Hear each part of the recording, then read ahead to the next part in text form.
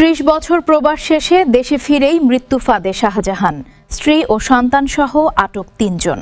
বিস্তারিত থাকছে প্রতিবেদনে।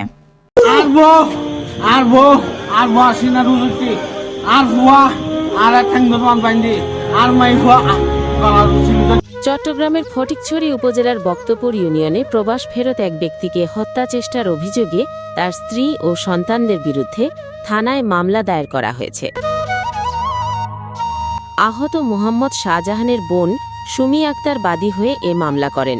সোমবার ২৭ এপ্রিল মধ্যরাতে বক্তপুর ইউনিয়নের ৬ নম্বর ওয়ার্ডের শাহজাহানের নিজ বাড়িতে এই ঘটনা ঘটে।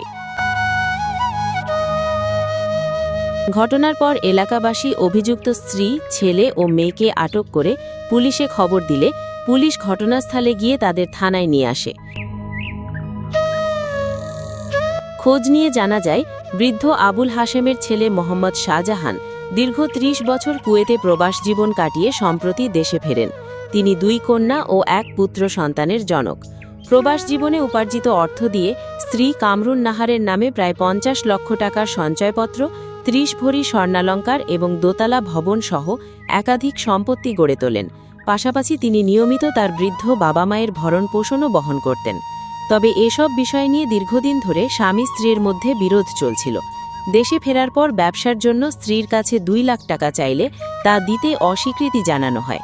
এতে দাম্পত্য কলহ চরমে পৌঁছে এবং তারা একই ভবনের পৃথক কক্ষে বসবাস শুরু করেন।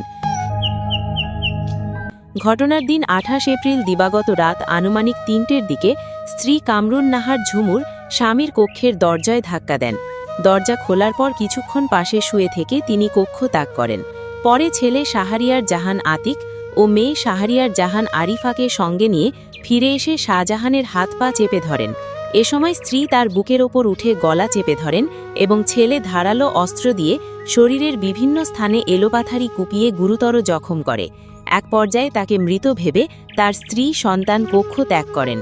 পরে জ্ঞান ফিরে পেয়ে শাহজাহান বাথরুমে গিয়ে স্থানীয় প্রতিবেশীদের ফোনে কল দেন।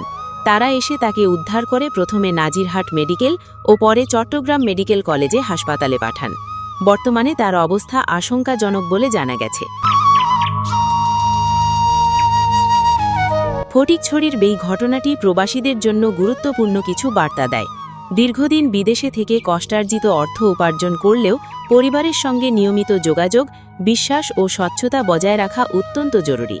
প্রবাস জীবনে উপার্জিত অর্থ ও সম্পত্তি নিজের নামে বা যৌথভাবে সঠিক আইনি প্রক্রিয়ায় সংরক্ষণ করা উচিত, যাতে ভবিষ্যতে কোনো বিরোধ সৃষ্টি না হয়। একই সঙ্গে পরিবারের সদস্যদের সঙ্গে আর্থিক বিষয়গুলো পরিষ্কারভাবে আলোচনা করা প্রয়োজন।